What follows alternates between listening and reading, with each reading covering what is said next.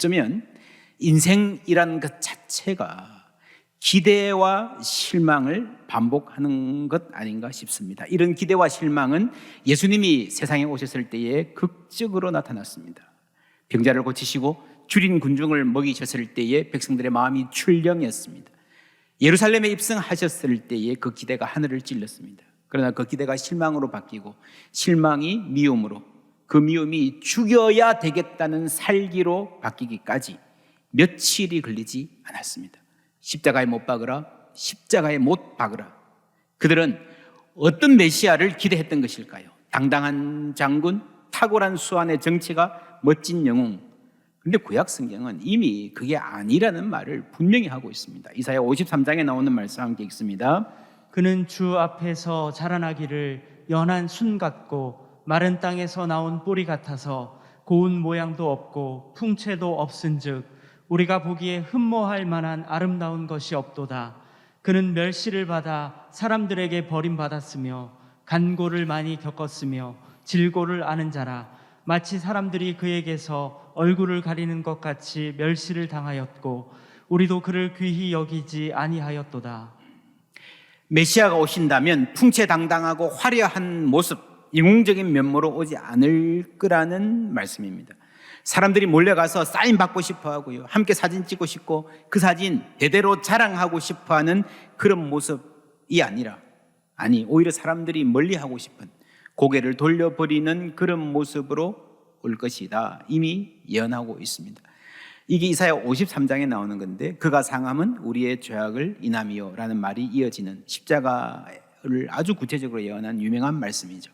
이 찬송을 여호와의 종의 노래라고 합니다. 이사야서에 4개가 나옵니다. 42장, 49장, 50장, 52, 3장에 걸쳐서 여호와의 종의 노래가 쭉 나오는데, 오늘 말씀은 그 첫 번째입니다. 내가 붙드는 나의 종, 내 마음에 기뻐하는 자, 곧 내가 택한 사람을 보라라고 하나님이 어떤 사람을 소개하시는 거죠. 요즘 감각으로 번역 타이틀을 붙인다면 내가 기뻐하는 사람을 소개합니다. 내기소라고 할 수 있겠습니다. 이 4개의 시를 보면요, 이 정체가 무엇일까 쉽지 않습니다. 이 말씀을 보면 어떤 한 사람을 가리키는 것 같아요. 49장에 보면 두 번째 노래입니다. 내게 이르시되 너는 나의 종이요 내 영광을 내 속에 나타낼 이스라엘이라 하셨느니라. 그래서 이스라엘 전체를 가리키는 말인 것 같기도 합니다. 뭐가 맞는가? 개인인가? 민족 전체인가? 여러분, 264라는 시인 아시죠? 이거는 본명이 아니라 일제에 저항하다가 감옥에 갇혔는데 수인 번호가 264번이었습니다. 264라는 필명입니다. 광야, 까마득한 날에 하늘이 처음 열리고 어디 닭 우는 소리 들렸으랴. 모든 산맥들이 바다를 연모해 휘달릴 때도 차마 이곳을 범하든 못하였으리라. 끊임없는 광음을 부지런한 계절이 피어선치고 큰 강물이 비로소 길을 열었다. 지금 눈 내리고 매와 향기 홀로 아득하니 내 여기 가난한 노래의 씨를 뿌려라. 다시 천고의 뒤에 백마 타고 오는 초인이 있어 이 광야에서 목 놓아 부르게 하리라. 참 신비한 힘을 가진 시입니다. 백마 타고 오는 초인 누굴까? 이 264 시인은 어떤 생각을 하고 이 시를 썼을까요? 어쩌면 이게 초인이라고 하는 한 개인에 집중해서 기다린다기보다는 우리 민족이 앞으로 이런 모습이었으면 좋겠다. 자기가 생각하는 그 민족의 소망, 그 이상을 한 인물에 집약해서 표현한 것일 수도 있겠다 싶습니다. 이것을 보면요, 이 시의 역동을 조금 이해하면 우리가 이사야서에 나의 종을 보라라고 하는 말씀을 이해하는 데 약간 도움이 됩니다.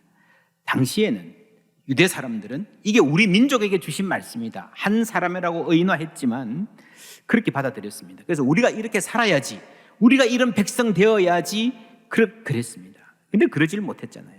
후에 초대 그리스도인들은요, 이 성경을 읽으면서 이것이 그리스도에 대한 예언이구나 하는 것을 발견했습니다. 너무나도 잘 맞는 거예요.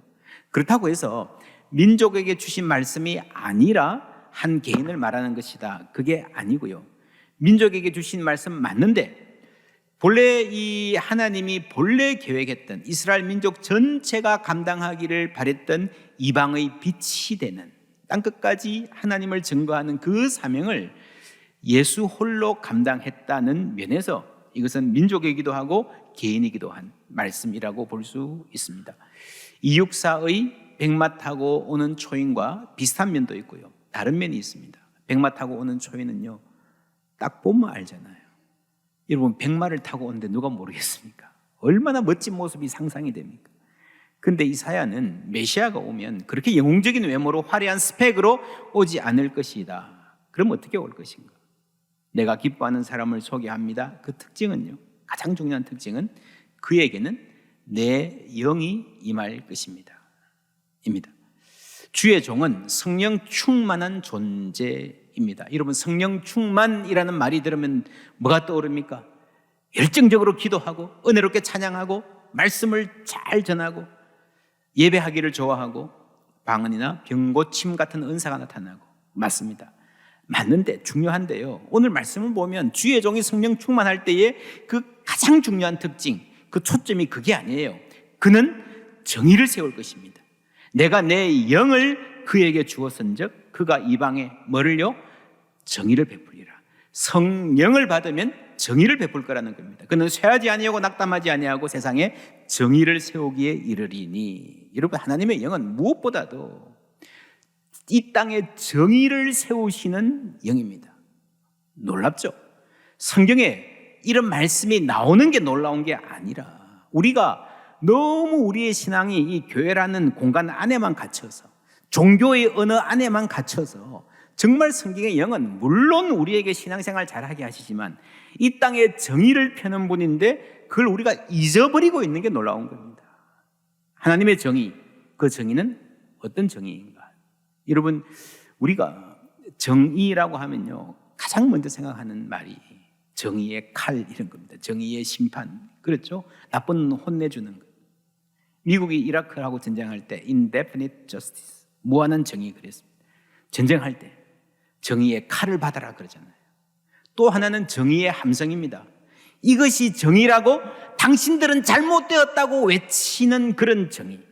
그런데 이사야가 말하는 정의는 다릅니다. 그는 외치지 아니하며 목소리를 높이지 아니하며 그 소리를 거리에 들리게 하지 아니하며, 정의의 함성이 없습니다. 소리치지 않습니다. 그리고 칼을 휘두르지도 않습니다. 3절 4절 함께 읽습니다. 상한 갈대를 꺾지 아니하며 꺼져가는 등불을 끄지 아니하고 진실로 정의를 시행할 것이며 그는 쇠하지 아니하며 낙담하지 아니하고 세상에 정의를 세우기에 이르리니 섬들이 그 교훈을 앙망하리라. 아멘. 단칼에 나쁜 놈들 다 베어버리는 칼을 휘두르는 정의가 아니라 약한 사람을 배려하고 세우는, 참고 인내하고 배려하고 기다려주고, 그래서 마침내 정의를 세울 것이다. 시간이 걸리죠. 오래 걸립니다. 그래서 쇠하지 않고 낙담하지 않는다는 말이 필요한 겁니다. 상한 갈대, 꺼져가는 등불, 누구를 말하는 것이겠습니까? 여러분, 바벨론에 포로로 잡혀갔던 사람들은, 나라를 잃고 압제하에 살아본 사람들은요, 자기들 스스로를 상한 갈대다, 꺼져가는 등불이다, 완전히 기가 꺾여서 우리는 아무 소망이 없다 생각했습니다. 주위에서도 저 사람들은 그냥 가만 놔둬도 알아서 꺼져갈, 알아서 없어질, 공중분해 될 그런 사람들이다. 여기에는요, 저 사람들은 약한 사람들이다 뿐 아니라 무가치한 사람들이란 말이 포함되어 있습니다. 꺼져가는 등불, 그거 굳이 살리려고 애쓰지 마라. 죽어가는 환자든 가정이든 기업이든 쓰러져가는 나라든, 저 사람들 힘써봐야 살릴 수도 없고 거기에 힘쓸 필요가 없다라고 세상이 말하는 그런 상황. 그런데 하나님은 상한 갈대도 꺾어버리지 않으시고 꺼져가는 등불도 끄지 않으신다 했습니다. 이것은요, 팔짱 끼고 앉아서 그래 내가 끄지 않을 테니까, 끄지는 않을 테니까, 시간 좀 더 줄 테니까 열심히 노력해서 잘 살아봐, 잘하나 보자, 이런 말이 아니죠. 7절 함께 읽습니다. 내가 눈먼 자들의 눈을 밝히며 갇힌 자를 감옥에서 이끌어내며 흑암에 앉은 자를 감방에서 나오게 하리라. 아멘. 하나님께서 살게 해주실 것이다. 해방시켜 주시고 회복시켜 주실 것이다. 여러분, 감옥에서 감방에서 끌어낼 것이다 라고 했습니다. 여러분, 이것은 지금 이스라엘 사람들이 전부 다 감옥에 갇혀 있다는 말은 아니죠. 지난 주일에 이사야 40장에서요 내 백성을 위로하라 하는 말에 이어서 이제 복역의 때가 끝났다라는 말씀을 드렸습니다. 복역의 때라는 말은요, 바벨론 이 자체가, 바벨론이라는 이 시스템과 나라 자체가 이스라엘 백성들에게는 하나의 거대한 감옥이었다는 겁니다. 그래서 그 바벨론에서 해방되는 것이 감방에서 나오는 거라는 거죠. 우리는 이 대목에서 북한 동포들을 생각하지 않을 수 없습니다. 여러분, 당장 우리가 통일을 위해서 큰 일을 할 수 없을지 몰라도 우리는 그들을 잊어버리지 말아야 됩니다. 기도해야 됩니다. 그리고 오늘 말씀은 여기서 한 걸음 더 나아가서 이방의 빛이 될 것이다. 섬들이 하나님의 교훈을 앙망할 것이다. 이스라엘 백성, 유대인들 너희들을 해방시켜 줄 뿐 아니라 이방의 섬들에게 그 하나님의 사랑을 동일하게 전해야 된다라고 하는 이사야의 전 지구적 비전입니다. 전 지구적 비전. 여러분, 지금 세계가 가장 필요로 하는 게 이겁니다. 변이 바이러스로 인해서 세계가 고통받고 있습니다. 여러분, 지난 여름까지만 해도요 인구의 7, 80%가 백신 맞으면 해결될 거다. 그래서 빨리 맞은 나라들은 마스크 벗고 뭐 수영장도 가고 파티도 하고 뭐 아주 즐겼습니다. 몇 개월 못 갔잖아요. 부자 나라들은 대거 인구의 몇 배나 되는 백신들을 많이 사들였습니다. 여기서는 열심히 맞는데 지구 저쪽에서 자꾸 새로운 변이가 나오잖아요. 주로 아프리카 이런 나라죠. 그런데 문제는 우리가 아무리 잘해도요 세계가 함께 해방되지 않으면 해방되지 못하는 상태에 와 있다는 거예요. 백신을 쟁여놓고 유통기한이 지나서 폐기하는 나라들 꽤 많습니다. 결국 이 문제를 해결하려면 사람들의 생각이 바뀌어야 돼요. 전 지구적 협력을 가능하게 하는 전 지구적 비전이 있어야 됩니다. 이사야가 말하는 그 비전이 전 지구적 비전입니다. 그들이 해방되지 않으면 우리도 해방되지 못할 것이다. 섬들이 그를 앙망하리라. 저 땅끝에 우리가 이름도 모르는 그 섬들까지도 다 하나님을 찬양하고 그 사랑 안에 거해야 비로소 그리스도의 왕국이 이루어질 거라는 겁니다. 그게 이사야가 전하는 메시지예요. 지난주에 우리 교회가 겨울 사랑 행사했습니다. 주위 이웃들에게 월동복 선물하고 가정에 방문해서 월동 준비를 도와드리는 참 귀한 시간이었습니다. 여러분, 교회가 이런 일들을 한다고 해서 추운 분들 다 따뜻하게 해줄 수 있는 게 아닙니다. 교회가 세상에 배고픈 사람들 다 배불리 먹일 수 있는 게 아닙니다. 우리의 손은 늘 부족합니다. 그럼에도 교회가 계속해서 이 일을 해야 하는 것은요, 그분들을 기억하자는 겁니다.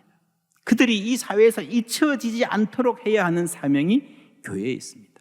여러분, 재난이 발생했어요. 막 다들 널브러져 있습니다. 119가 출동했습니다. 누구부터 도울까요? 살려주세요, 도와주세요, 딸 좀 봐주세요, 여기 급해요 하는 사람들 막 천지입니다. 지금도 이 사회에서 우리 자영업자들은 죽으라는 소리냐 뭐 이런 말들. 여러분, 이 사회가 국가가 그들의 목소리에 귀를 기울여야 됩니다. 반응해야 됩니다. 그런데 저기 구석에 쓰러져 가지고요 잘 보이지도 않고 힘이 너무 없어서 숨이 넘어가는 사람들, 도와달라고 말도 못하는 사람들도 있지 않습니까? 여러분, 교회는 그들에게 관심을 가져야 되는 거예요. 예수님이 거기 계시기 때문입니다. 그는 외치지 아니하며 목소리를 높이지 아니하며 그 소리를 그리에 들리게 하지 아니하며 자신의 목소리로 자신의 아픔을, 자신의 존재를 전할 수 없는 사람들과 예수님 함께 계시는 줄 믿습니다. 그들의 일부가 되신 거예요. 여러분, 소리를 낼 수 없는 사람들이 이 사회에서 잊혀지지 않도록 하는 것이 예수의 정신입니다. 우리 교회는 아무도 혼자 울지 않는 교회, 적어도 우리 교회에서는 그랬으면 좋겠다, 간절한 소원을 갖고 있습니다. 나아가서 우리가 세상 사람 모두의 눈물을 닦아줄 수 없지만 그래도 아무도 잊혀지지 않도록, 아무도 잊혀지지 않는 사회가 될 수 있도록 그 방향을 향해서 우리가 기도하고 나아가야 됩니다. 여기에 사람이 살고 있어요. 여기에 쓰러진 사람이 있어요.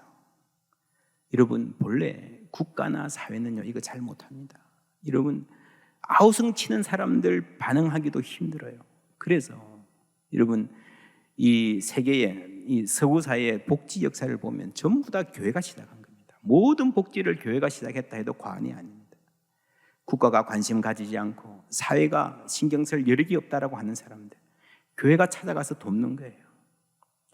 그들과 함께 기쁨과 아픔을 나누면서 공감하는 거예요. 그게 여기에도 사람이 있다. 우리가 다 책임진다가 아니라 여기에도 사람이 있다라고 말하는 겁니다. 그러다 보면요, 꾸준히 그러다 보면 사회가 관심 갖게 되어 있습니다. 아, 저 사람들도 우리가 함께 살아야 되는 이웃이구나.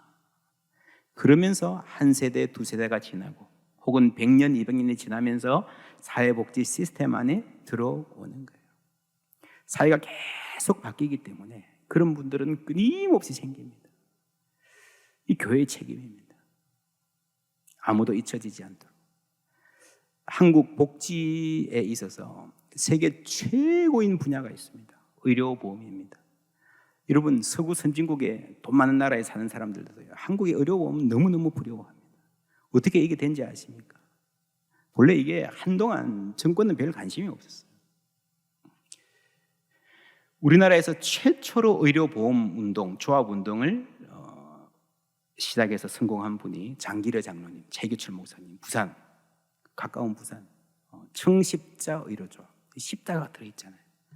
예수의 십자가 정신으로 했던 이분들이 한국의 가장 중요한 복지의 기틀을 놓았습니다. 그게 예수 정신이 한국을 살린 거예요.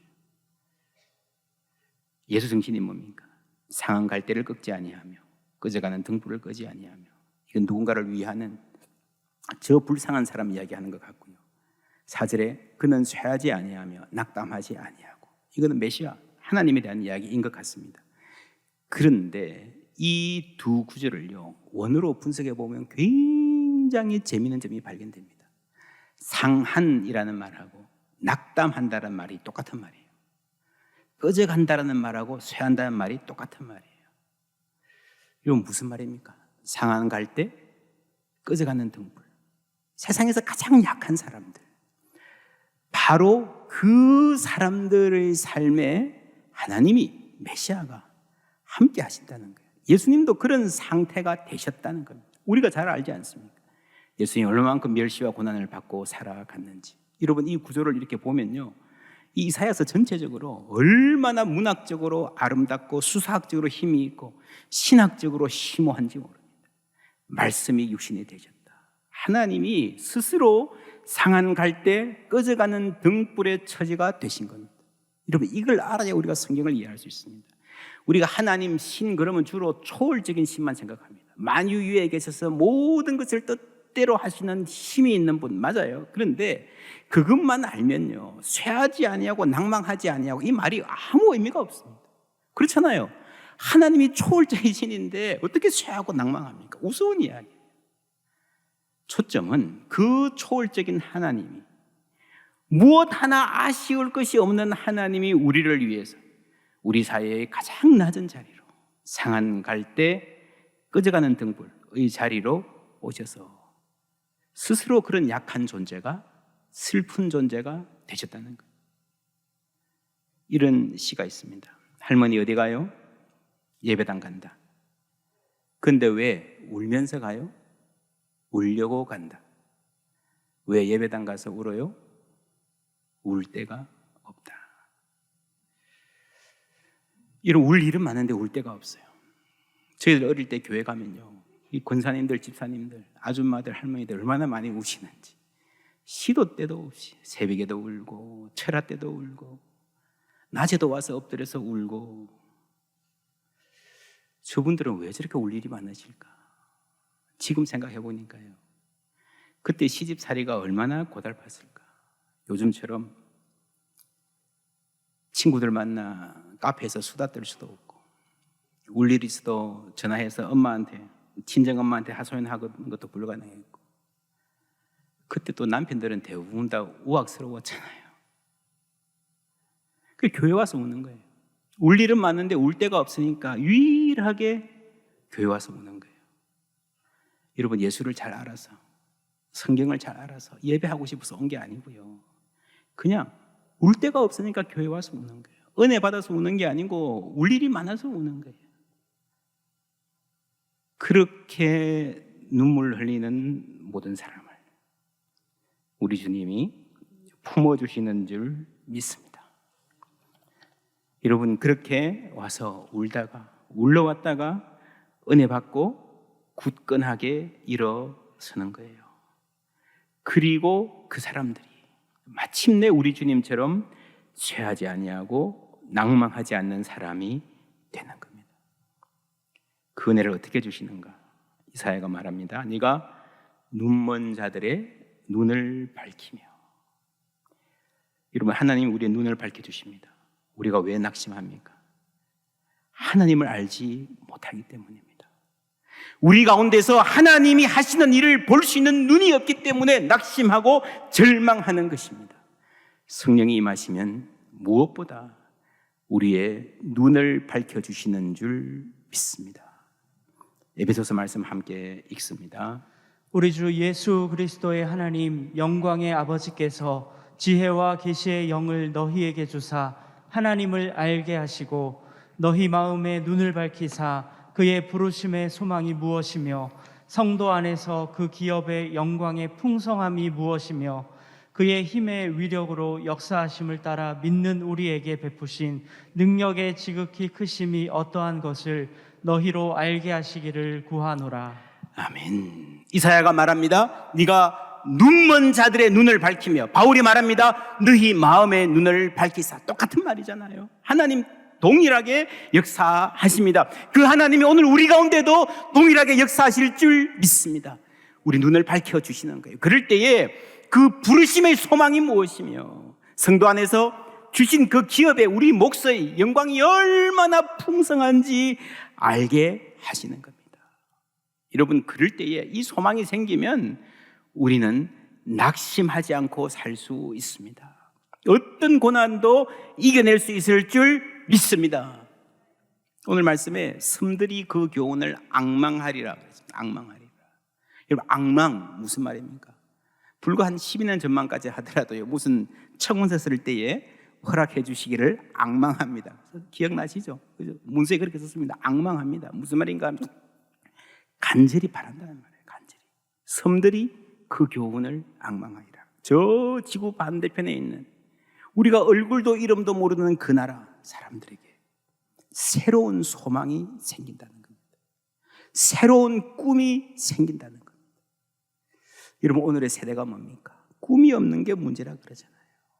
하나님께서 우리 눈을 밝히시면 그 소망, 새로운 꿈, 하나님을 바라며 하나님께서 다스리는 나라에 대한 꿈이 생길 줄 믿습니다. 그러면요, 그 길로 갈 수 있는 거예요. 낭망하지 않고 갈 수가 있는 거예요. 우리 다 약한 사람들입니다. 이 세월의 도전은 험하고 심각합니다. 상한 갈 때 꺼져가는 등불 같은 우리지만 우리에게 소망이 있다면 하나님이 우리를 잊지 않고 계신다는 사실입니다. 그 하나님이 우리를 위해서 이 땅에 아기 예수 보내주셨습니다. 그 하나님이 우리의 삶의 현장, 우리가 고민하고 눈물 흘리는 어떻게 살아야 됩니까? 방황하는 그 모든 현장에 함께 찾아오실 줄 믿습니다. 이것이 우리의 소망입니다. 우리를 잊지 아니하시고 찾아오시는 하나님. 이것이 크리스마스의 의미입니다.